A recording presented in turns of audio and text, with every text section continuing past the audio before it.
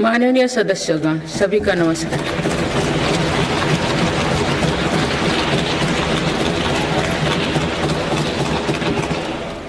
इस नए सदन भवन में ये मेरा पहला संबोधन है। आज की अमृतकाल की शुरुआत में ये भव्य भवन बना है। यहाँ एक भारत श्रेष्ठ भारत की महक भी है। भारत की सभ्यता और संस्कृति की चेतना भी है। इसमें हमारी लोकतांत्रिक और संसदीय परंपराओं के सम्मान का प्रण भी है। साथ ही 21वीं सदी के नए भारत के लिए नई परंपराओं के निर्माण का संकल्प भी है। मुझे पूरा विश्वास है कि इस नए भवन में नीतियों पर सार्थक संवाद होगा। ऐसी नीतियां जो आजादी के अमृतकाल में विकसित भारत का निर्माण करेगी। मैं आप सभी को अपनी शुभकामनाएं देती हूँ। माननीय सदस्यगण, ये हमारे संविधान के लागू होने का भी 75वां वर्षगांठ है। इसी कालखंड में आजादी के 75 वर्षों का उत्सव अमृत महोत्सव भी संपन्न हुआ है। इस दौरान देश भर में अनेक कार्यक्रम हुए। देश ने अपने गुमनाम स्वतंत्रता सेनानियों को याद किया। 75 साल बाद युवा पीढ़ी ने फिर स्वतंत्रता संग्राम के उस कालखंड को जिया। इस उत्सव के दौरान मेरी माटी मेरा देश अभियान के तहत देश भर के हर गांव की मिट्टी के साथ अमृत कलश दिल्ली लाया गया। 2 लाख से ज्यादा शिला फलकम स्थापित किए गए। 3 करोड़ से ज्यादा लोगों ने 5 प्राणों की शपथ ली। 70,000 से ज्यादा अमृत सरोवर बने। 2 लाख से ज्यादा अमृत वाटिकाओं का निर्माण हुआ। 2 करोड़ से ज्यादा पेड़ पौधे लगाया गया। 16 करोड़ से ज्यादा लोगों ने तिरंगा के साथ सेल्फी अपलोड की। अमृत उत्सव के दौरान ही कर्तव्य पथ पर नेताजी सुभाष चंद्र बोस की प्रतिमा स्थापित की गई। राजधानी दिल्ली में देश के अब तक के सभी प्रधानमंत्रियों की समर्पित म्यूजियम खोला गया। शांति निकेतन और होयबला मंदिर वर्ल्ड हेरिटेज लिस्ट में शामिल हुई। साहिबजादों की याद में वीरवाल दिवस घोषित हुआ। भगवान बिरसा मुंडा के जन्म दिवस को जनजातीय गौरव दिवस घोषित किया गया। विभाजन की विभीषिका को याद करते हुए 14 अगस्त को विभाजन विभीषिका स्मृति दिवस घोषित किया गया। माननीय सदस्यगण, बीता वर्ष भारत के लिए ऐतिहासिक उपलब्धियों से भरा रहा है। इस दौरान देशवासियों का गौरव बढ़ाने वाले अनेक पल आए। दुनिया में गंभीर संकटों के बीच भारत सबसे तेजी से विकसित होती बड़ी अर्थव्यवस्था बना। लगातार 2 क्वार्टर से भारत की विकास दर 7.5% से ऊपर रही है। भारत चंद्रमा के दक्षिण ध्रुव पर झंडा फहराने वाला पहला देश बना। भारत ने सफलता के साथ आदित्य मिशन लॉन्च किया। धरती से 15 लाख किलोमीटर दूर अपनी सैटेलाइट पहुंचाई। ऐतिहासिक G20 सम्मेलन के सफलता ने पूरे विश्व में भारत की भूमिका को सशक्त किया। भारत ने एशियाई खेलों में पहली बार 100 से अधिक मेडल जीते। पारा एशियाई खेलों में भी 100 से अधिक मेडल जीते। भारत को अपना सबसे बड़ा समुद्री पुल अटल सेतु मिला। भारत को अपनी पहली नमो भारत ट्रेन तथा पहली अमृत भारत ट्रेन मिली। भारत दुनिया से सबसे तेजी से 5G रोल आउट करने वाला देश बना।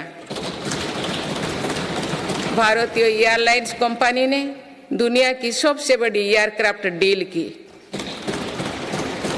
पिछले साल ही मेरी सरकार ने मिशन मोड में लाखों युवाओं की सरकारी नौकरी दी है।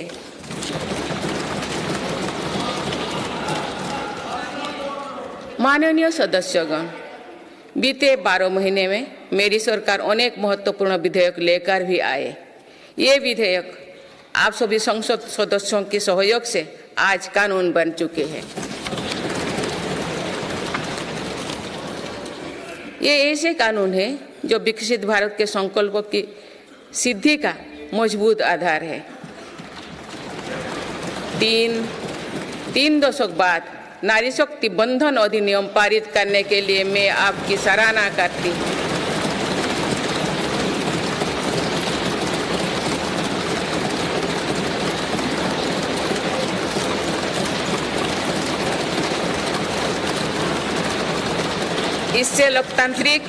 इससे लोकसभा और विधानसभा के महिलाओं की ज्यादा भागीदारी सुनिश्चित हुई है।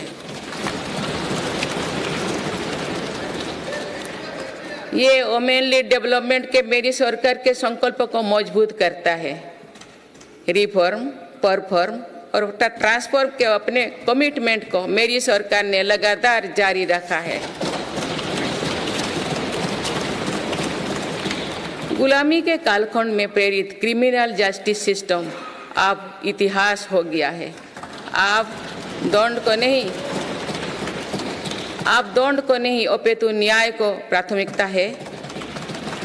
न्याय सर्वोपरि के सिद्धांतों पर नई न्याय संहिता देश को मिली है। डिजिटल पर्सनल डेटा प्रोटेक्शन अधिनियम से डिजिटल स्पेस और सुरक्षित होने वाला है। अनुसंधान नेशनल रिसर्च फाउंडेशन अधिनियम से देश में रिसर्च और इनोवेशन को बल मिलेगा। जम्मू और कश्मीर आरक्षण कानून से वहां भी जनजातीय समुदाय को प्रतिनिधित्व का अधिकार मिलेगा। इस दौरान सेंट्रल यूनिवर्सिटी कानून में भी संशोधन किया गया। इससे तेलंगाना में सरोक का सेंट्रल ट्राइबल यूनिवर्सिटी बनने का रास्ता सुगम हुआ। पिछले वर्ष 76 अन्य पुराने कानून को भी हटाया गया है। मेरी सरकार परीक्षाओं में होने वाली गड़बड़ी को लेकर युवाओं की चिंता से अवगत है। इसीलिए ऐसे गलत तरीके को सख्ती के लिए नया कानून बनाने का निर्णय लिया है। माननीय सदस्यगण, कोई भी राष्ट्र तेज गति से तभी आगे बढ़ सकता है जब वो पुराने चुनौतियों का परास्त करते हुए अपने ज्यादा से ज्यादा ऊर्जा भविष्य निर्माण में लगाए। पिछले 10 वर्षों में भारत ने राष्ट्र हित में ऐसे अनेक कार्यों को पूरा होते हुए देखा है जिनका इंतजार देश के लोगों को दशकों से था। राम मंदिर के निर्माण की आकांक्षा सदियों से थी, आज ये सोच हो चुका है।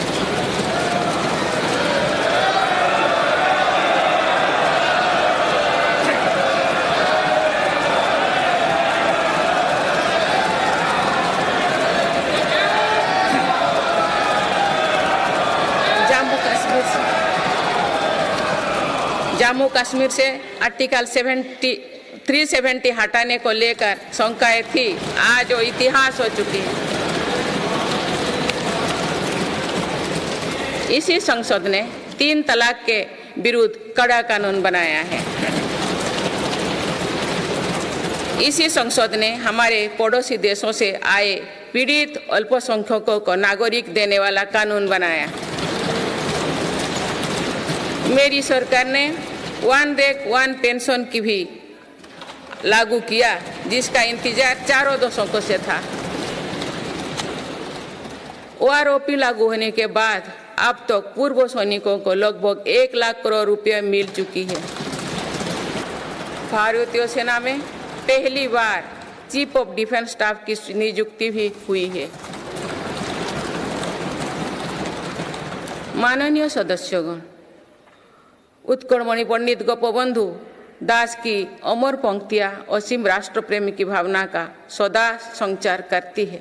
उन्होंने कहा था, मिशु मोर देह ए देश माटी रे, देशवासी चली जान तु पिठी रे, देशर स्वराज्य पथे जेते गाड़, उरु तोही गड़ी मोर मांस हाड़। अर्थात मेरा शरीर इस देह की माटी के साथ मिल जाए, देशवासी मेरी पीठ पर से चलते चल जाए, देश के स्वराज पथ में जितनी भी खाइयां हैं वे मेरी हाड़ मांग से फट जाए।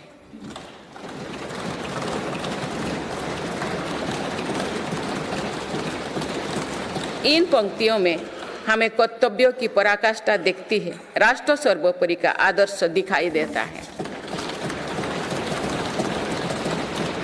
ये उपलब्धियां जो आज देख रही है वो बीते 10 वर्षों की साधना का विस्तार है।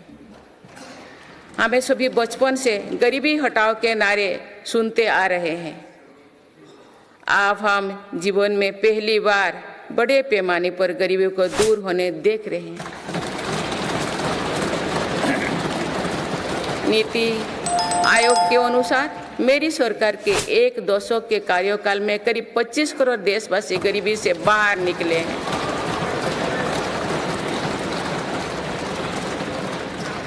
यह है प्रत्येक गरीब में नया विश्वास जगाने वाली बात है। जो 25 करोड़ लोगों की गरीबी दूर हो सकती है तो उसकी भी गरीबी दूर हो सकती है। आज अर्थव्यवस्था के विभिन्न आयामों को देखें तो ये विश्वास बढ़ता है कि भारत सही दिशा में तथा सही निर्णय लेते हुए आगे बढ़ रही है। बीते 10 वर्षों में हमने भारत को फ्रेजाइल 5 से निकलकर टॉप 5 इकोनॉमीज में शामिल होते देखा।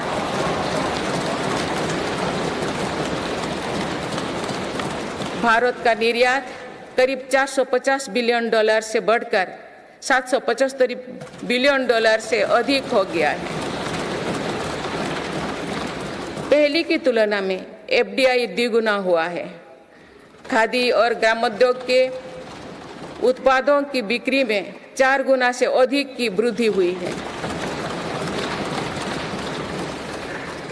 ITR फाइल करने वाले की संख्या करीब 3.25 करोड़ से बढ़कर लगभग 8.25 करोड़ हो चुकी है और बढ़ोतरी 2 गुना से भी कहीं अधिक है।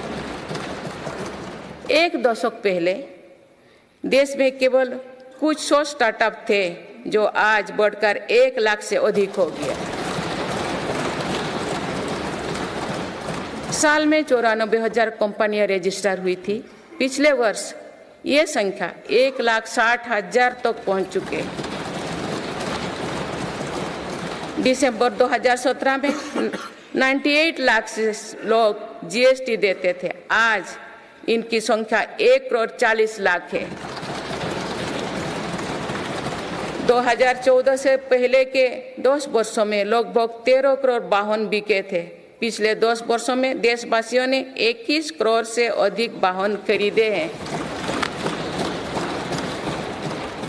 2014-15 में लगभग 2,000 इलेक्ट्रिक वाहन बिके थे, जबकि 2023-24 में दिसंबर माह तक ही लगभग 15 लाख इलेक्ट्रिक वाहन बिक चुके हैं। माननीय सदस्यगण, बीते दशक में मेरी सरकार ने सुशासन और पारदर्शिता को हर व्यवस्था का मुख्य आधार बनाया है। इसी का परिणाम है कि हम बड़े आर्थिक सुधारों के साक्षी बने हैं। इस दौरान देश को इंसॉल्वेंसी एंड बैंकरप्सी कोड मिला है। देश को जीएसटी के रूप में एक देश एक टैक्स कानून मिला है। मेरी सरकार ने माइक्रो इकोनॉमिक स्टेबिलिटी में भी सुनिश्चित की है। 10 वर्षों में कैपेक्स 5 गुना बढ़कर 10 लाख करोड़ हो गया है। साथ ही फिजिकल डेफिसिट भी नियंत्रण भी में है। आज हमारे फॉरेक्स रिजर्व्स 600 अरब डॉलर से ज़्यादा है। हमारे बैंकिंग सिस्टम जो पहले बुरी तरह से चरमराया था, वो आज दुनिया के सबसे मजबूत बैंकिंग सिस्टम में से एक बना है। बैंक का एनपीए जो कभी डबल डिजिट में होता था, वो आज लगभग 4% ही है। मेक इन इंडिया और आत्मनिर्भर भारत अभियान हमारी ताकत बन चुकी है। भारत आज दुनिया का दूसरा सबसे बड़ा मोबाइल फोन निर्माता है। पिछले एक दशक के दौरान मोबाइल फोन मैन्युफैक्चरिंग में 5 गुना बढ़ोतरी हुई है। कुछ साल पहले भारत खिलौना आयात करता था, आज मेड इन इंडिया खिलौने निर्यात कर रहा है।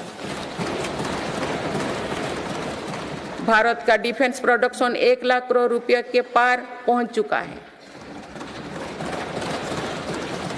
आज हर भारतीय देश में बने एयरक्राफ्ट कैरियर आईएनएस विक्रांत को देखकर गर्व से भरा हुआ है। लड़ाकू विमान तेजस अब हमारी वायुसेना की ताकत बन रहे हैं। C295 ट्रांसपोर्ट एयरक्राफ्ट का निर्माण भारत में होने जा रहा है। आधुनिक एयरक्राफ्ट इंजन भी भारत में बनाया जाएगा। उत्तर प्रदेश और तमिलनाडु में डिफेंस कॉरिडोर का विकास हो रहा है। मेरी सरकार ने डिफेंस सेक्टर में निजी क्षेत्रों की भागीदारी सुनिश्चित की है। स्पेस सेक्टर को भी हमारी सरकार ने युवा स्टार्टअप्स के लिए खोल दिया है। माननीय सदस्यगण, मेरी सरकार वेल्थ क्रिएटर का सम्मान करती है तथा भारत के प्राइवेट सेक्टर के सामर्थ्य पर विश्वास करती है। भारत में बिजनेस करना आसान हो, इसके लिए उपयुक्त माहौल रहे, इस पर भी मेरी सरकार लगातार काम कर रही है। ईज ऑफ डूइंग बिजनेस में लगातार सुधार हो रहा है। बीते कुछ वर्षों में 40,000 से ज़्यादा कंप्लायंस को हटाया जा या सरल किया गया है। कंपनीज एक्ट तथा लिमिटेड लायबिलिटी पार्टनरशिप एक्ट में 63 प्रावधानों को अपराध की सूची में बाहर किया गया है। जौन विश्वास अधिनियम द्वारा 183 प्रावधानों को अपराध की श्रेणी से बाहर किया गया है। अदालत के बाहर विवादों को सौहार्दपूर्ण समाधान हेतु मध्यस्थता पर कानून बनाया गया है। वन और पर्यावरण विभाग से क्लियरेंस मिलने में जहां 600 दिन लगते थे, वहां आज 75 दिन से भी कम समय लगता है। फेसलेस असेसमेंट योजना से टैक्स व्यवस्था में और पारदर्शिता आई है। माननीय सदस्यगण, हमारे एमएसएमई सेक्टर को भी रिफॉर्म्स का बहुत अधिक लाभ हो रहा है। आप अवगत है कि हमारे एमएसएमईज में आज करोड़ों देशवासी काम कर रहे हैं। एमएसएमईज और लघु उद्यमियों को सशक्त करने के लिए मेरी सरकार पूरी प्रतिबद्धता से काम कर रही है।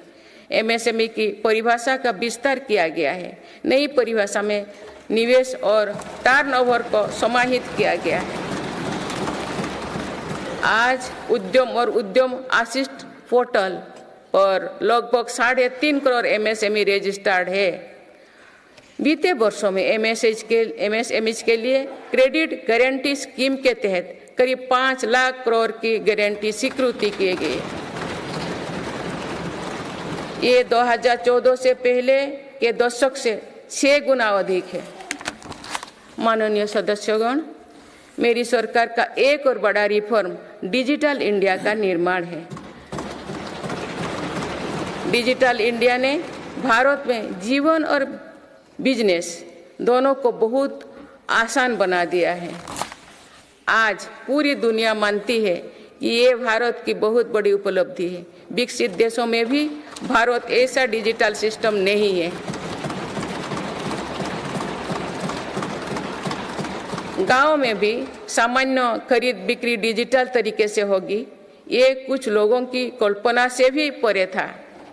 आज दुनिया के कुल रियल टाइम डिजिटल लेन देन का 46% भारत में होता है।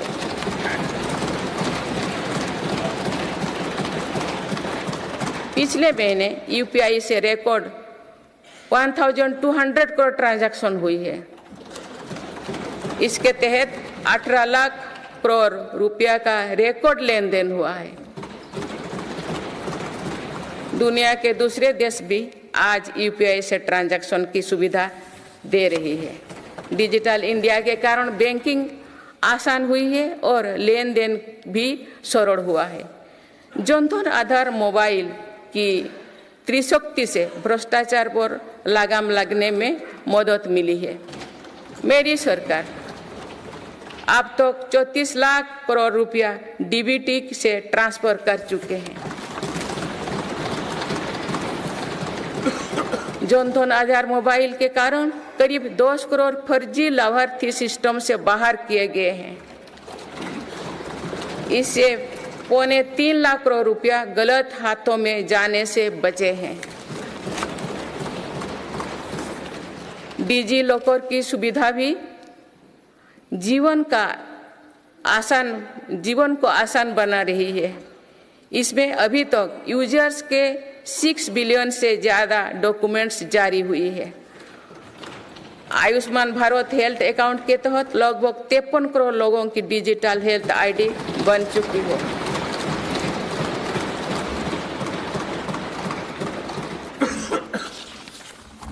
माननीय सदस्यगण, डिजिटल के साथ साथ फिजिकल इंफ्रास्ट्रक्चर पर भी रिकॉर्ड निवेश हुई है। आज भारत में ऐसा इंफ्रास्ट्रक्चर बन रहा है जिसका सपना हर भारतीय देखता था। पिछले 10 वर्षों के दौरान गांव में 4.25 लाख किलोमीटर नई सड़कें बने हुए हैं। नेशनल हाईवे की लंबाई 90,000 किलोमीटर से बढ़कर 1,40,000 किलोमीटर हुई है। 4 लेन नेशनल हाईवे की लंबाई 2.5 गुना बढ़ी है। हाई स्पीड कॉरिडोर की लंबाई 500 किलोमीटर थी, जो आज 4,000 किलोमीटर है। एयरपोर्ट की संख्या 74 से 2 गुना बढ़कर 149 हो चुकी है। देश के बड़े बंदरगाह पर कार्गो हैंडलिंग कैपेसिटी 2 गुना हो गई है। ब्रॉडबैंड इस्तेमाल करने वालों की संख्या में 14 गुना बढ़ोतरी हुई है। देश को लगभग 2 लाख गांव पंचायत को ऑप्टिकल फाइबर से जोड़ा जा चुका है। 4 लाख से अधिक कॉमन सर्विस सेंटर भी खुले हैं, जो रोजगार का बड़ा माध्यम बने हैं। देश में 10,000 किलोमीटर गैस पाइपलाइन भी बढ़ाई गई है। One nation one power grid से बिजली की व्यवस्था में सुधार हुआ है। One nation one gas grid से गैस आधारित अर्थव्यवस्था को बल मिल रहा है। सिर्फ 5 शहरों तक सीमित मेट्रो की सुविधा आज 20 शहरों में है। 25,000 किलोमीटर से ज़्यादा रेलवे ट्रैक बिछाई गई। ये कोई विकसित देश के कुल रेलवे ट्रैक की लंबाई से भी ज़्यादा है। भारत रेलवे के 100% इलेक्ट्रिफिकेशन के बहुत निकट है। इस दौरान भारत में पहली बार सेमी हाई स्पीड ट्रेन शुरू हुई है। आज 39 से ज़्यादा रोड्स पर वंदे भारत ट्रेन चल रही है। अमृत भारत स्टेशन योजना के तहत 1300 से ज़्यादा रेलवे स्टेशनों का कायाकल्प हो रहा है। माननीय सदस्यगण, मेरी सरकार मानती है कि विकसित भारत की भव्य इमारत 4 मजबूत स्तंभों पर खड़ी होगी। ये स्तंभ है युवा शक्ति, नारी शक्ति, किसान और गरीब।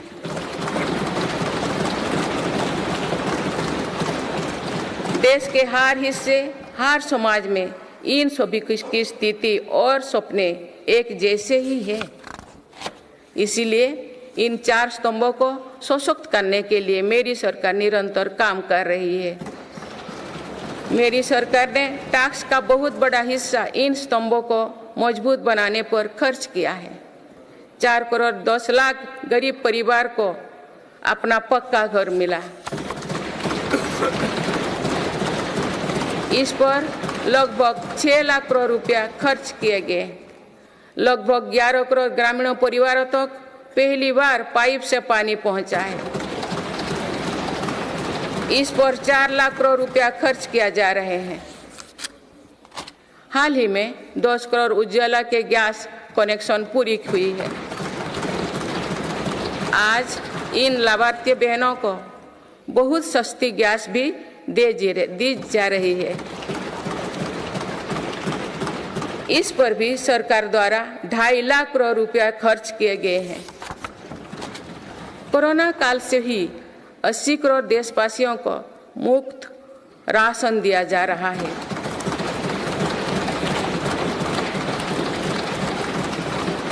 अब इसे आने वाले 5 वर्षों के लिए आगे बढ़ाया गया है। अब इस पर 11 लाख करोड़ रुपया और खर्च होने का अनुमान है। मेरी सरकार का प्रयास है कि हर योजना का तेजी से सैचुरेशन हो, कोई भी लाभार्थी वंचित ना रहे। इसके लिए 15 नवंबर से विकसित भारत संकल्प यात्रा चल रही है। अभी तक इस यात्रा से करीब 19 करोड़ देशवासी जुड़ चुके हैं। माननीय सदस्यगण, बीते वर्ष में विश्व ने 2 बड़े युद्ध देखे और कोरोना जैसे वैश्विक महामारी का सामना किया। ऐसे वैश्विक संकटों के बावजूद मेरी सरकार ने देश में महंगाई को काबू में रखा, सामान्य भारतीयों का बोझ नहीं बढ़ने दिया।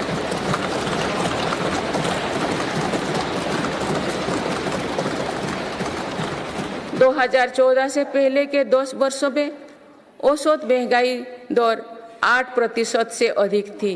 पिछले दशकों में औसत महंगाई दर 5% रही। मेरी सरकार का प्रयास रहा है कि सामान्य देशवासी की जेब में अधिक से अधिक बचत कैसे हो। पहले भारत में 2 लाख रुपये की आय पर टैक्स लग जाता था। आज भारत में 7 लाख रुपये तक की आय पर भी टैक्स नहीं लगता। टैक्स छूट और रिफॉर्म्स के कारण भारत के टैक्स पेयर्स को 2 साल में करीब 2.5 लाख करोड़ रुपया की बचत हुई है। आयुष्मान योजना के अलावा भी केंद्र सरकार विभिन्न हॉस्पिटल्स में मुफ्त इलाज की सुविधा देती है। इससे देश के नागरिकों के 3.5 लाख करोड़ रुपया खर्च होने से बचे हैं। जन औषधि केंद्रों की वजह से मरीजों के करीब 28,000 करोड़ रुपया खर्च होने से बचे हैं। कोरोनरी स्टेंट्स घुटने के इम्प्लांट्स तथा कैंसर की दवाओं की कीमत भी कम की गई है। इससे मरीजों की हर वर्ष लगभग 27,000 करोड़ रुपया की बचत हो रही है। मेरी सरकार किडनी के मरीजों के लिए मुफ्त डायलिसिस का अभियान भी चला रही है। इसका लाभ प्रतिवर्ष 21 लाख से ज़्यादा मरीज उठा रहे हैं। इसके प्रतिवर्ष इन 1 लाख रुपया खर्च होने से बचे हैं। गरीबों को सस्ता राशन मिलता रहे, इसके लिए मेरी सरकार ने पिछले दशक में करीब 20 लाख करोड़ रुपया खर्च किए हैं। भारतीय रेल में यात्रा के लिए रेलवे प्रत्येक टिकट पर करीब 50% डिस्काउंट देते हैं। इससे गरीब और मध्यम वर्ग के यात्रियों को हर वर्ष 60,000 करोड़ रुपया की बचत होती है। गरीब और मध्यम वर्ग को कम कीमत पर हवाई टिकट मिल रहे हैं। उड़ान योजना के अंतर्गत गरीब और मध्यम वर्गों को हवाई टिकटों पर 3,000 करोड़ रुपया से ज्यादा की बचत हुई है। LED बल्ब की योजना के कारण बिजली के बिलों में 20,000 करोड़ रुपया में अधिक बचत हुई है। जीवन ज्योति बीमा योजना और सुरक्षा बीमा योजना के तहत गरीबों को 16,000 करोड़ रुपया से ज्यादा की क्लेम राशि मिली है।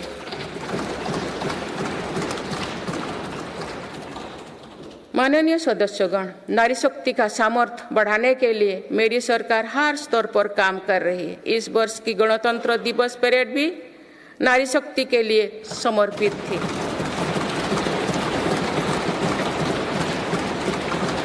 इस परेड में दुनिया ने हमारी बेटियों के सामर्थ्य की झलक देखी। मेरी सरकार ने जल, स्थल, नभ और अंतरिक्ष हर तरफ बेटियों की भूमिका का विस्तार किया है।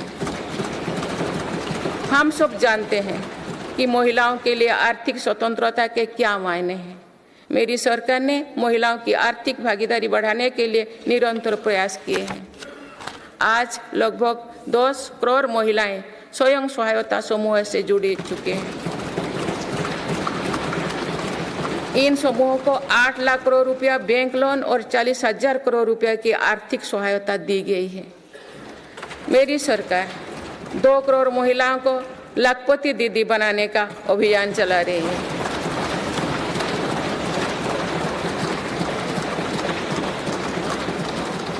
नमो ड्रोन दीदी योजना के तहत समूहों को 15,000 ड्रोन उपलब्ध कराए जा रहे हैं।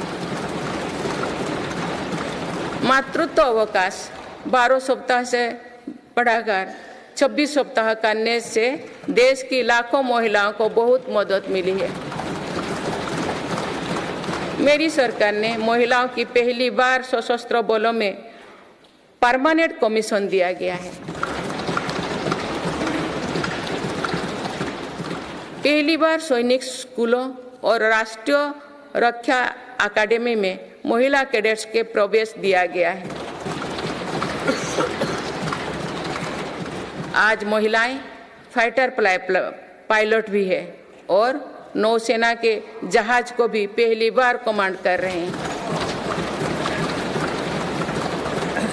मुद्रा योजना के तहत जो 40 करोड़ से ज्यादा लोन दिए गए हैं, उनमें करीब 31 करोड़ से ज्यादा लोन महिलाओं को मिली है।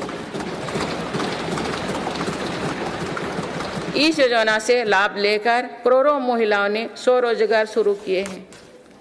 माननीय सदस्यगण, मेरी सरकार आज खेती को अधिक लाभकारी बनाने पर बल दे रही है। हमारा ये प्रयास है कि खेती में लागत कम हो और लाभ अधिक हो।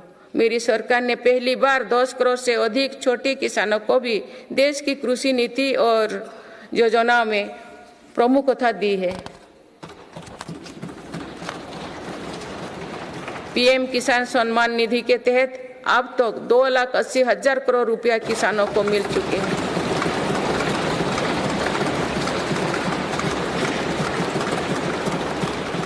दो सालों में किसानों के लिए बैंक से आसान लोन में 3 गुना वृद्धि की गई है। प्रधानमंत्री फसल बीमा योजना के तहत किसानों ने 30,000 करोड़ रुपया प्रीमियम भरा। इसके बदले उन्हें 1.5 लाख करोड़ रुपए का क्लेम मिला है। पिछले 10 वर्षों में लगभग 18 लाख करोड़ रुपया एमएसपी के रूप में धान और गेहूं की खेती करने वाले किसानों को मिले हैं। ये 2014 से पहले के 2 सालों की तुलना में 2.5 गुना अधिक है।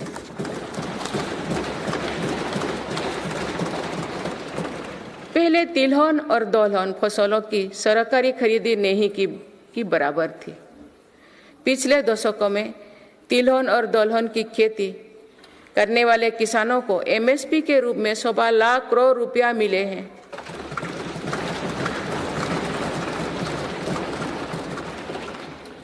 ये मेरी ही सरकार है जिसने पहली बार देश में कृषि निर्यात नीति बनाई है।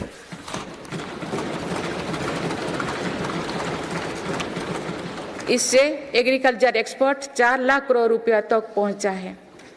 किसानों को सस्ती खाद मिले, इसके लिए 10 सालों में 11 लाख करोड़ रुपया से अधिक खर्च किए गए हैं।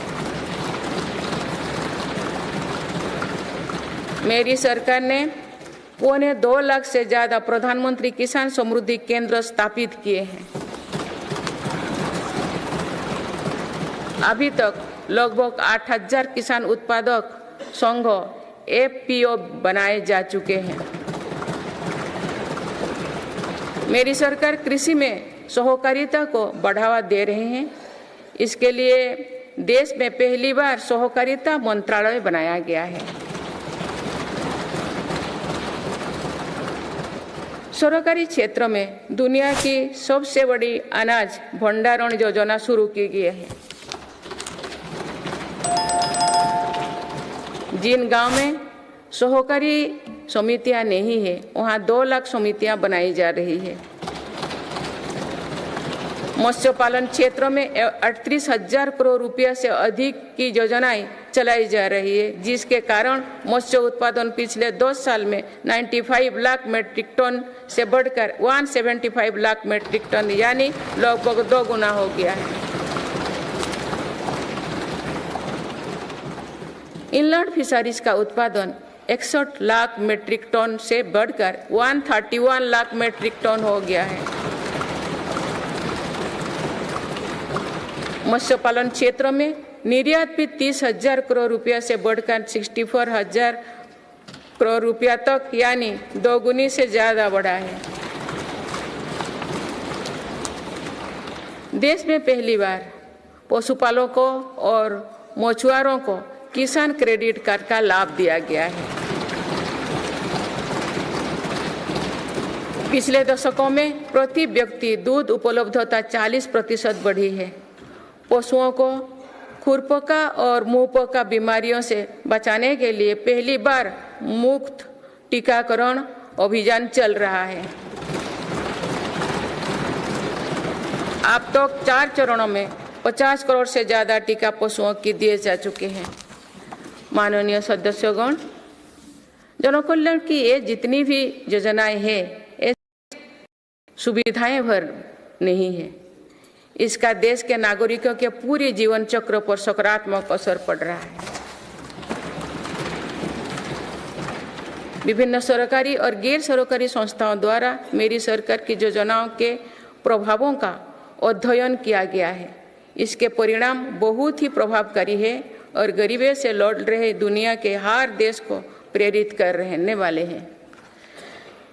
बीते वर्षों में विभिन्न संस्थाओं के अध्ययन में सामने आया है कि 11 करोड़ शौचालयों के निर्माण और खुले में शौच बंद होने से अनेक बीमारियों की रोकथाम हुई है।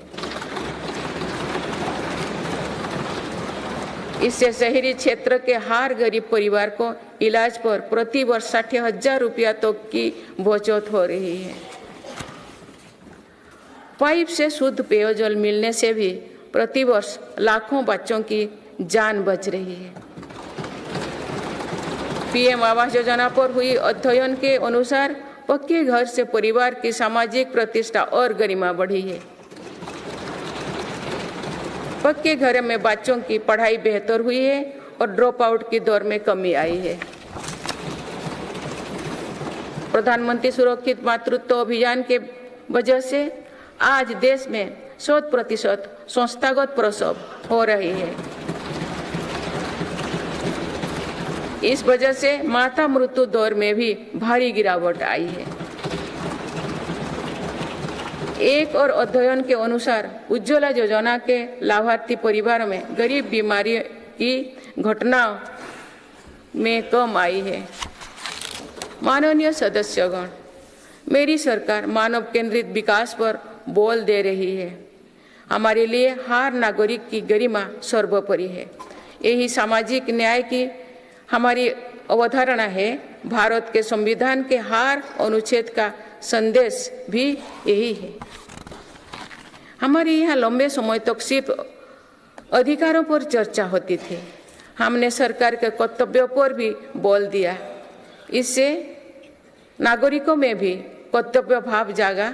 आज अपने अपने कर्तव्य के पालन से हर अधिकार की गारंटी का भाव जागृत हुआ। मेरी सरकार ने उनकी भी सुध ली है जो अब तक तो विकास की धारा से दूर रहे हैं। ऐसे हजारों आदिवासी गांव हैं जहां बीते 2 वर्षों में पहली बार बिजली और सड़क पहुंची है। लाखों आदिवासी परिवारों को अब जाकर पाइप से शुद्ध पानी मिलना शुरू हुआ। विशेष अभियान के तहत मेरी सरकार हजारों आदिवासी बहुल गांव में 4G इंटरनेट सुविधा भी पहुंचा रही है। बंधन केंद्रों की स्थापना और 90 से ज्यादा वन उपज पर MSP दिए जाने से आदिवासियों को बहुत लाभ हुआ है।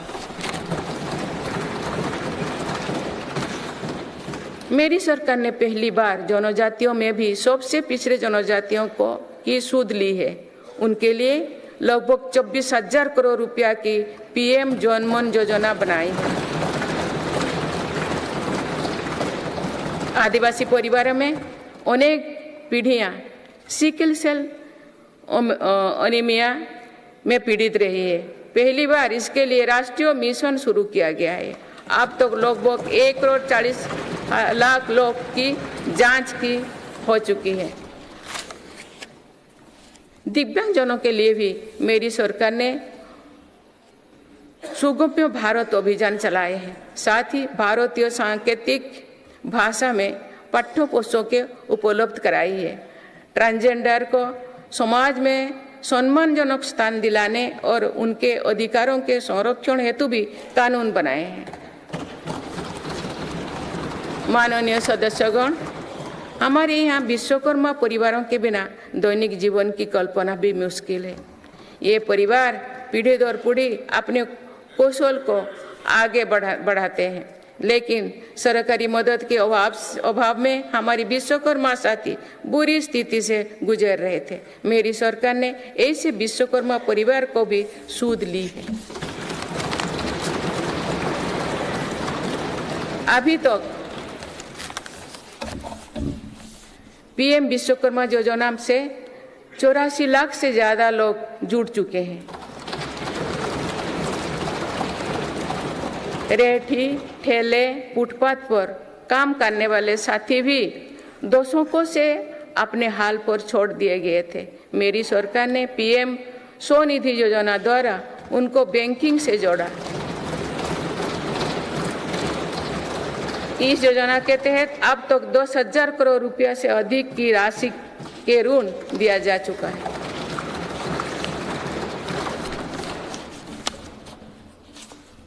सरकार ने इन पर भरोसा करते हुए बिना कोलेटरल के ऋण दिया। इस भरोसे के मजबूत करते हुए अधिकांश लोगों ने ऋण भी वापस किया है। अगली किस्त का भी लाभ उठाया है।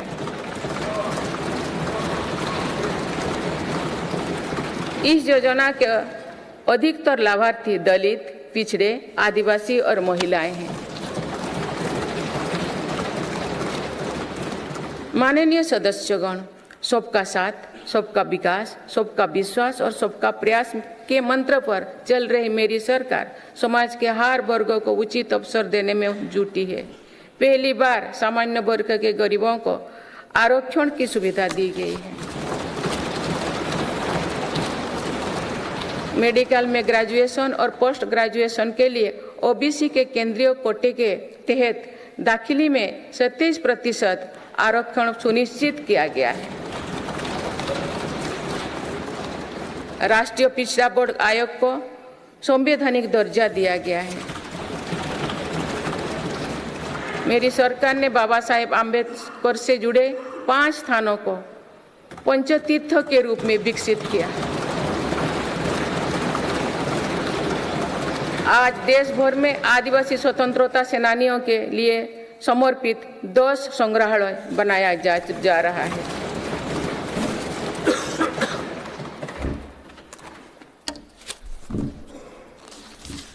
माननीय सदस्यगण, मेरी सरकार ने ऐसे क्षेत्रों की भी पहली बार विकास से जोड़ा है जो दशकों तक उपेक्षित रहे। हमारी सीमाओं से सटे गांव को देश का अंतिम गांव माना जाता था। मेरी सरकार ने उन्हें देश का पहला गांव बनाया।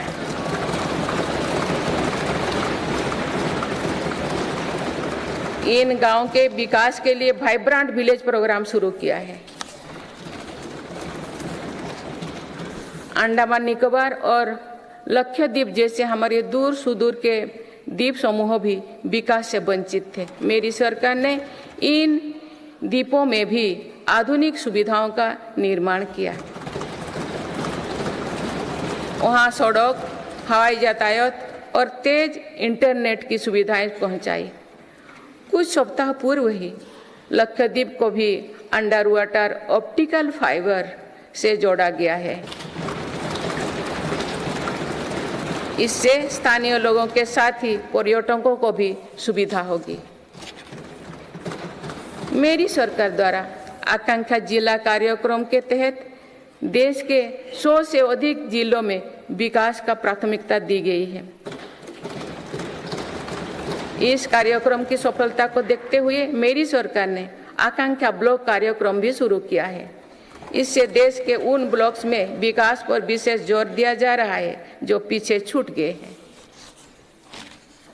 माननीय सदस्यगण, मेरी सरकार आज पूरी सीमा पर मॉडर्न इंफ्रास्ट्रक्चर बना रही है। एक काम बहुत पहले ही प्राथमिकता के आधार पर हो जाना चाहिए था। आतंकवाद हो या विस्तारवाद, हमारी सेनाएं आज जैसे को तैसा की नीति के साथ जवाब दे रही है।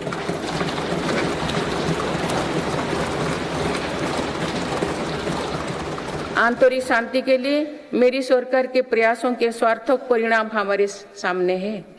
जम्मू कश्मीर में आज सुरक्षा का वातावरण है। आज वहाँ हड़ताल का सन्नाटा नहीं, भीड़ भरे बाजार की चहल पहल है। नॉर्थ ईस्ट में अलगाववाद की घटना में भारी कमी आई है। अनेक संगठनों ने स्थायी शांति के तरफ कदम बढ़ाए हैं। नक्सलवाद से प्रभावित क्षेत्र घटे हैं और नक्सली हिंसा में भी भारी गिरावट हुई है। माननीय सदस्यगण, भारत के लिए ये समय आने वाली सदियों का भविष्य लिखने का है। हमारे पूर्वजों ने हजारों वर्षों की एक विरासत हमारे लिए छोड़ी है। अपने पूर्वजों की सौगातों का आज भी हम बड़े गौरव के साथ याद करते हैं। आज की पीढ़ी को भी ऐसा विरासत बनानी है जो सदियों तक याद रखी जाए। इसलिए मेरी सरकार आज एक बड़े विजन पर काम कर रही है। इस विजन में आने वाले 5 वर्षों का कार्यक्रम भी है। इसमें आने वाले 25 साल का रोड मैप भी है। हमारे लिए विकसित भारत सिर्फ आर्थिक समृद्धि तक सीमित नहीं है,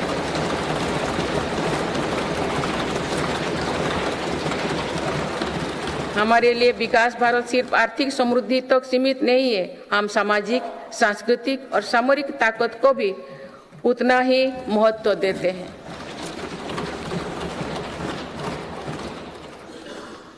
इनके बिना विकास और आर्थिक समृद्धि स्थायी नहीं रह सकती है। बीते दशकों के फैसले भी इसी ध्येय से लिए गए हैं। आज भी अनेक कदम इसी लक्ष्य के साथ उठाया जा रहे हैं। माननीय सदस्यगण, भारत के तेज विकास को लेकर आज दुनिया की हर एजेंसी आश्वस्त है। राष्ट्रीय और अंतर्राष्ट्रीय एजेंसी जो भी आकलन कर रहे हैं, उनका आधार भारत की नीतियां हैं। इंफ्रास्ट्रक्चर में रिकॉर्ड निवेश और पॉलिसी रिफॉर्म निवेशकों का विश्वास और बढ़ा रहा है। पूर्ण बहुमत वाली स्थिर और मजबूत सरकार के लिए भारतीयों का संकल्प भी दुनिया को नया भरोसा दे रहे हैं।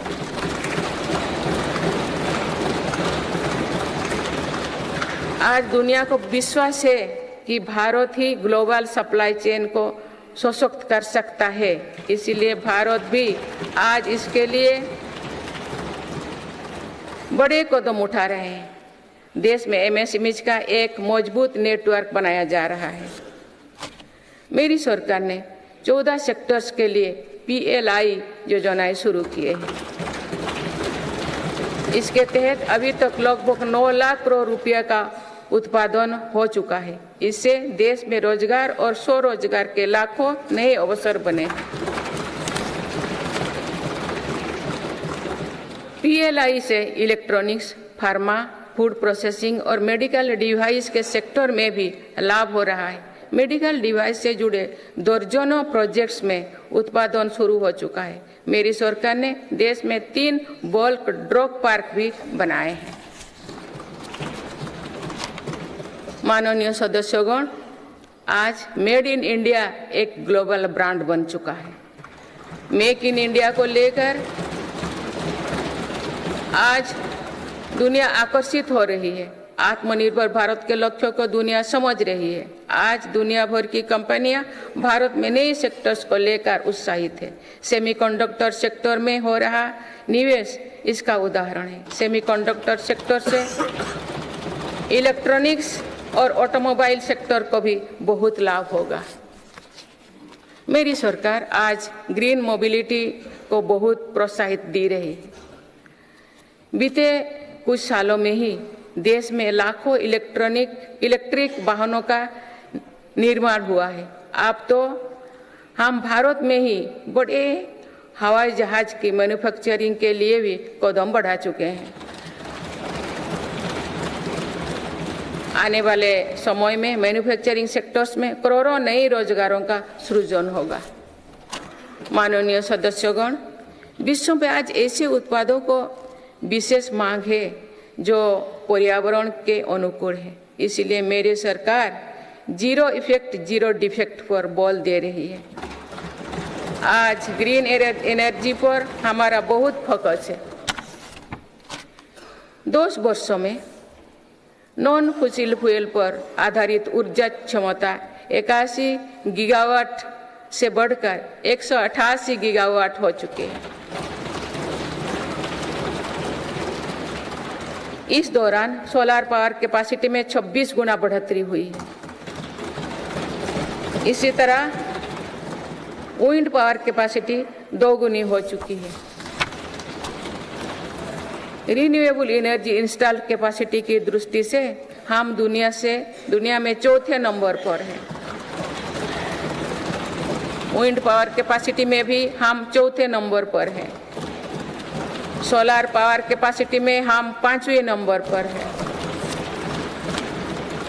भारत में 2030 तक अपनी स्थापित क्षमता का 50% नॉन फॉसिल फ्यूल में से भरा करने का लक्ष्य रखा है।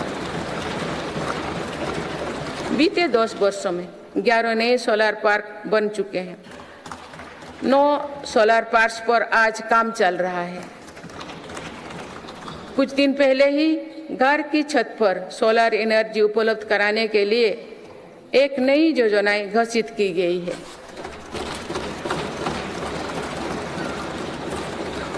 इसके तहत 1 करोड़ परिवारों को मदद दी जाएगी। इससे बिजली का बिल भी कम होगा और अतिरिक्त बिजली की खरीद विद्युत बाजारों में की जाएगी।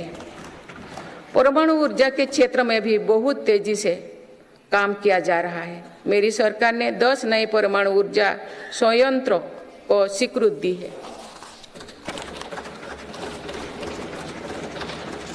हाइड्रोजन एनर्जी के क्षेत्र में भी भारत तेज गति से आगे बढ़ रहा है। हम अभी तक लद्दाख और दमन दीव में 2 प्रोजेक्ट शुरू कर चुके हैं। मेरी सरकार ने इथेनॉल के क्षेत्र में अभूतपूर्व काम किया है। देश 12% इथेनॉल ब्लेंडिंग का लक्ष्य हासिल कर चुका है। बहुत ही जल्द 20% इथेनॉल ब्लेंडिंग का टारगेट भी पूरा होने वाला है। इससे हमारे किसानों की आय बढ़ेगी। अभी तक सरकारी कंपनियां 1 लाख करोड़ रुपया से ज्यादा का इथेनॉल खरीद चुकी हैं। इन सारे प्रयासों से अपनी ऊर्जा जरूरतों के लिए विदेशों पर निर्भरता कम होगी। कुछ दिन पहले ही बंगाल की खाड़ी में एक नया ब्लॉक में तेल उत्पादन शुरू हुआ है। ये देश के लिए एक बड़ी सफलता है। माननीय सदस्यगण, धरती में महत्वपूर्ण खनिजों की मात्रा सीमित है, इसीलिए मेरी सरकार सर्कुलर इकोनॉमी को प्रोत्साहित कर रही है। भारत की पहली व्हीकल स्क्रैपेज पॉलिसी का लक्ष्य भी है। गहरे समुद्रों में खनिजों की संभावनाओं को तलाशना भी जरूरी है। इसी लक्ष्य के साथ डीप ओशन मिशन शुरू किया है। इस मिशन में अपने समुद्री जनजीवन के बारे में हमारी समझ भी बेहतर होगी। भारत का समुद्रयान इस क्षेत्र में शोध कर रहा है। मेरी सरकार भारत को दुनिया की एक बड़ी स्पेस पावर बनाने में जुटे हैं। ये मानव जीवन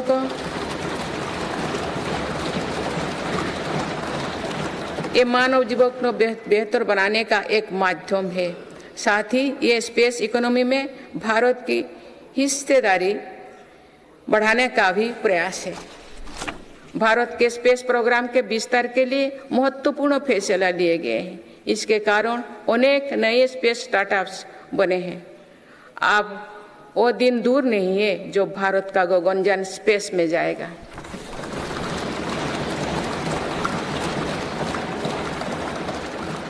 माननीय सदस्यगण, मेरी सरकार ने भारत को दुनिया के अग्रणी डिजिटल इकोनॉमीज में से एक बनाया है। इससे करोड़ों युवाओं को रोजगार मिला है। हमारा प्रयास है कि चौथी औद्योगिक क्रांति में भारत दुनिया में सबसे आगे रहे। मेरी सरकार आर्टिफिशियल इंटेलिजेंस मिशन पर काम कर रही है। ये भारत के युवाओं को नए अवसर देगा। ये नए स्टार्टअप्स के लिए संभावनाएं खोलेगा। इससे कृषि, स्वास्थ्य और शिक्षा के क्षेत्र में क्रांतिकारी बदलाव आएगी। मेरी सरकार ने नेशनल क्वांटम मिशन भी स्वीकृत किया है। क्वांटम कंप्यूटिंग नए दौर की डिजिटल व्यवस्था बनाएगा। इस क्षेत्र में भारत आगे रहे, इसके लिए काम शुरू हो चुके हैं।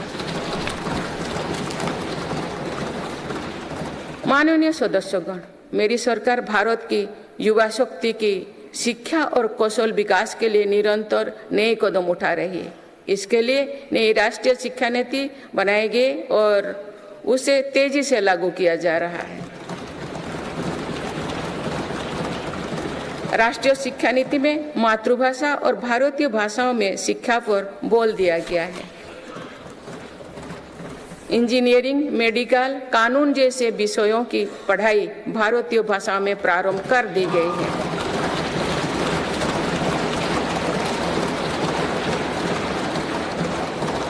स्कूली शिक्षा में गुणवत्ता लाने के लिए मेरी सरकार 14,000 से अधिक पीएम श्री विद्यालयों पर काम कर रही है। इनमें से 6,000 से अधिक विद्यालय शुरू हो चुके हैं। मेरी सरकार के प्रयासों से देश में ड्रॉप आउट रेट कम हुआ है। उच्च शिक्षा में छात्राओं के दाखिले ज़्यादा हो रही है। अनुसूचित जाति के विद्यार्थियों के नामांकन में लगभग 44% वृद्धि हुई है। नामांकन में अनुसूचित जनजाति के विद्यार्थियों की 65% और ओबीसी के विद्यार्थियों को 44% अधिक वृद्धि हुई है। इनोवेशन को बढ़ावा देने के लिए अटल इनोवेशन मिशन के अंतर्गत 2000 अटल टिंकरिंग लैब स्थापित किए गए हैं। इसमें 1 करोड़ से अधिक विद्यार्थी जुड़े हैं। साल 2014 तक देश में 7 एम्स और 390 से भी कम मेडिकल कॉलेज थे। वही पिछले दशक में 16 एम्स और 315 मेडिकल कॉलेज स्थापित किए गए।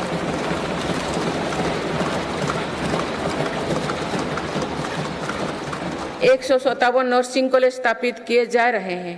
पिछले दशक में एमबीबीएस की सीटों में 2 गुना से भी अधिक की वृद्धि हुई है। माननीय सदस्यगण, पर्यटन क्षेत्र युवाओं के लिए रोजगार देने वाला एक बड़ा सेक्टर है। मेरी सरकार ने बीते 10 वर्षों में पर्यटन के क्षेत्र में अभूतपूर्व काम किए हैं। भारत में घरेलू टूरिस्ट की संख्या के साथ ही भारत आने वाले विदेशी पर्यटकों की संख्या भी बढ़ी है। पर्यटन के क्षेत्र में जो वृद्धि हो रही है, इसका कारण भारत की बढ़ती साख है। आज दुनिया भारत को देखना और जानना चाहती है। इसके अलावा शानदार कनेक्टिविटी विकसित होने के कारण भी पर्यटन का दायरा बढ़ा है। जगह जगह एयरपोर्ट बनने से भी बहुत फायदा हो रही है। नॉर्थ ईस्ट में आज रिकॉर्ड संख्या में टूरिस्ट पहुंच रही है।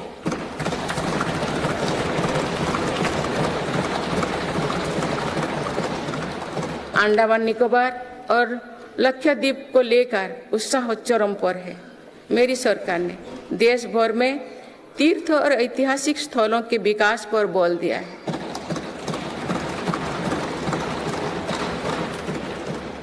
इससे अब भारत में तीर्थ यात्रा आसान हुई है। वही दुनिया भी भारत में हेरिटेज टूरिज्म को लेकर आकर्षित हो रही है। बीते 1 वर्ष में 8.5 करोड़ लोग काशी गए हैं।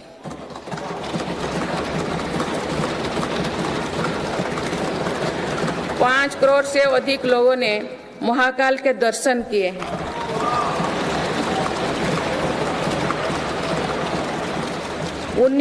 उन्नीस लाख से अधिक लोगों ने केदार धाम की यात्रा की है।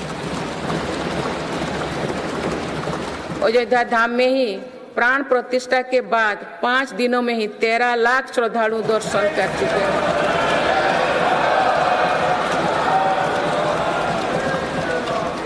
पूर्व पश्चिम उत्तर दक्षिण भारत के हर हिस्से में तीर्थ स्थलों पर सुविधाओं का अभूतपूर्व विस्तार हो रहा है।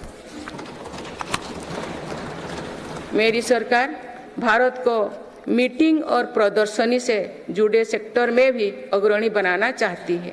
इसके लिए भारत मंडपम और यशोभूमि जैसा इंफ्रास्ट्रक्चर बनाया जा रहा है।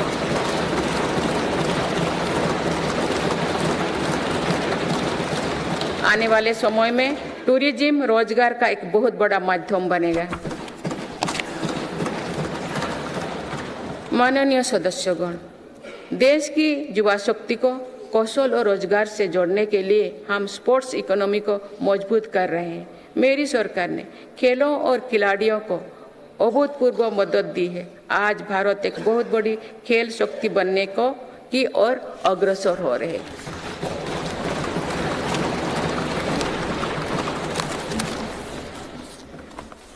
खिलाड़ियों के साथ ही आज हम स्पोर्ट्स से जुड़े दूसरे क्षेत्रों पर भी बल दे रहे हैं। आज नेशनल स्पोर्ट्स यूनिवर्सिटी बन चुकी है। देश में हमने दर्जनों सेंटर ऑफ एक्सीलेंस बनाए हैं। इससे स्पोर्ट्स को एक प्रोफेशन के रूप में चुनने का अवसर युवाओं को मिलेगा।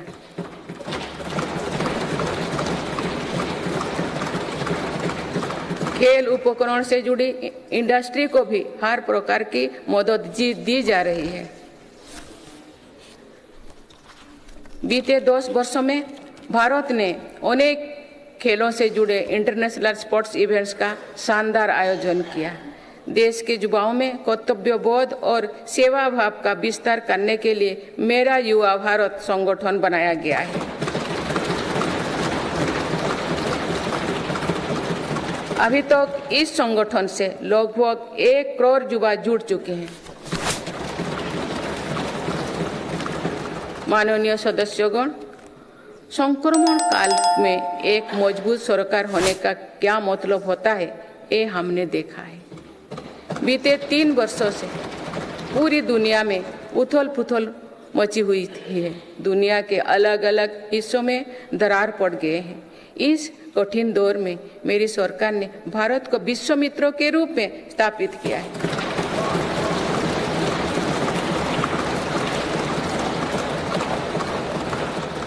विश्व मित्रों की भूमिका के कारण ही आज हम ग्लोबल साउथ की आवाज बन पाए हैं। बीते 10 वर्षों में एक और पुरानी सोच को बदला गया है। पहले डिप्लोमेसी से जुड़े कार्यक्रम को दिल्ली के गलियारे तो ही सीमित रखा जाता था। मेरी सरकार ने इसमें भी जनता की सीधी भागीदारी सुनिश्चित की है। इसका एक बेहतरीन उदाहरण भारत द्वारा G20 अध्यक्षता के दौरान देखा गया है।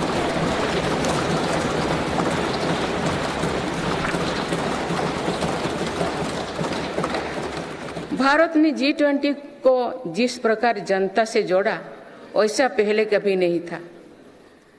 देश भर में हुए कार्यक्रम के जरिए भारत के वास्तविक सामर्थ्य से दुनिया का परिचय हुआ। जम्मू कश्मीर और नॉर्थ ईस्ट में पहली बार इतने बड़े अंतर्राष्ट्रीय कार्यक्रम हुए।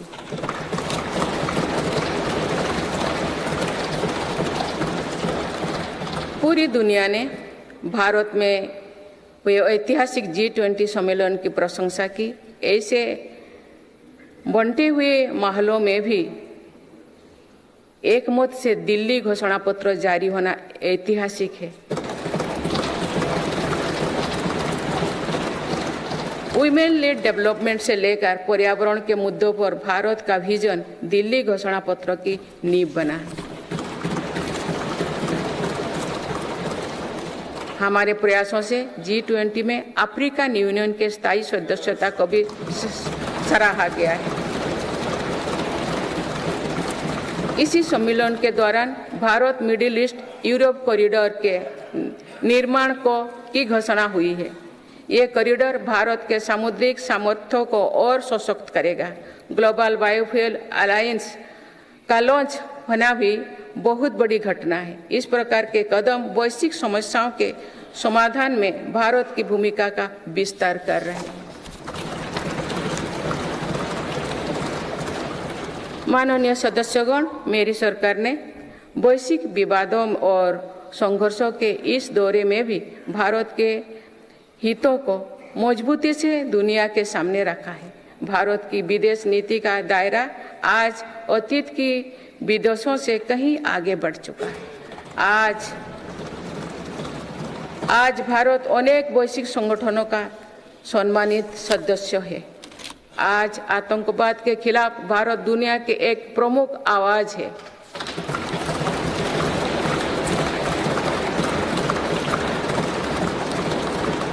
भारत आज संकट में फंसी मानवता की मदद के लिए मजबूती से पहल करता है। दुनिया में कहीं भी संकट आने पर भारत वहां तेजी से पहुंचने का प्रयास करता है। मेरी सरकार ने दुनिया भर के काम कर रहे भारतीयों में नया भरोसा जगाया है। ऑपरेशनल गंगा, ऑपरेशनल कावेरी और वंदे भारत जैसे अभियान चलाकर जहां जहां संकट आया वहां से हर भारतीयों को हम तेजी से सुरक्षित वापस लेकर आए।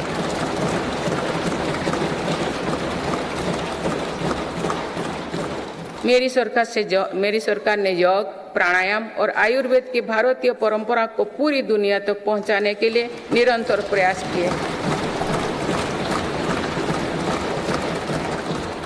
पिछले वर्ष संयुक्त राष्ट्र संघ के मुख्यालय में 135 देशों की प्रतिनिधित्व ने एक साथ योग किया।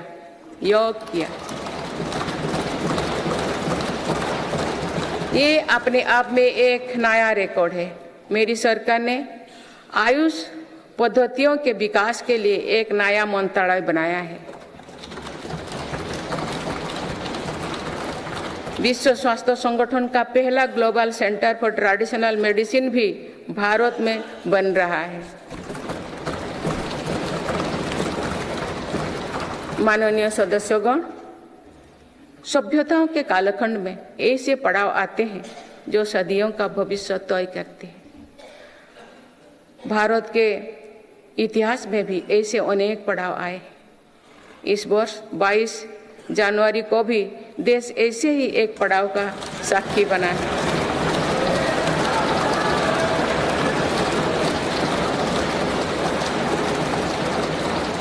सदियों की प्रतीक्षा के बाद अयोध्या में रामलला अपने भव्य मंदिर में विराजमान है।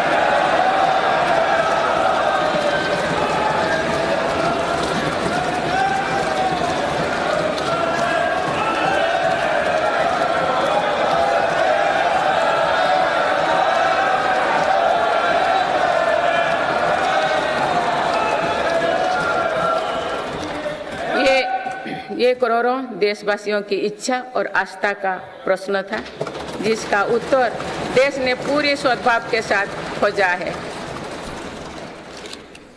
माननीय सदस्यगण, आप सभी करोड़ों भारतीयों की आकांक्षाओं के प्रतिनिधि हैं। आज जो युवा स्कूल कॉलेज में है, उनके सपने बिल्कुल अलग हैं। हम सभी का ये दायित्व है कि अमृत पीढ़ी के सपनों को पूरा करने में कोई कसर बाकी ना रहे।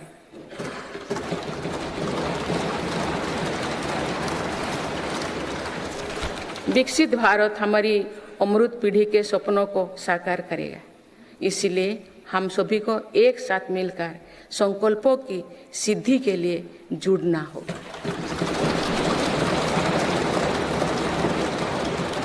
माननीय अटल जी, माननीय सदस्यगण, श्रद्धेय अटल जी ने कहा था, अपनी ध्येय यात्रा में हम कभी रुके नहीं हैं। अपनी ध्येय यात्रा में हम कभी रुके नहीं, किसी चुनौती के सम्मुख कभी झुके नहीं।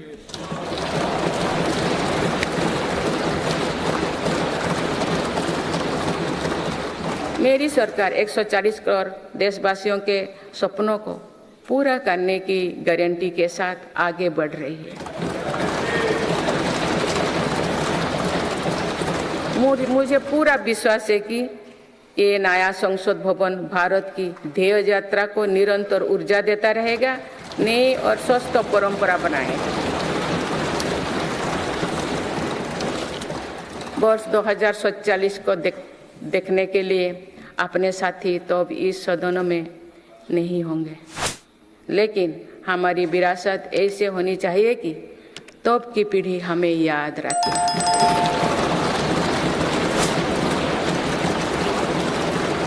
आप सभी को बहुत बहुत शुभकामनाएं। धन्यवाद।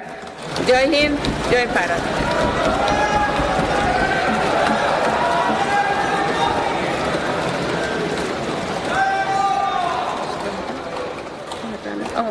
आपको पढ़ना है।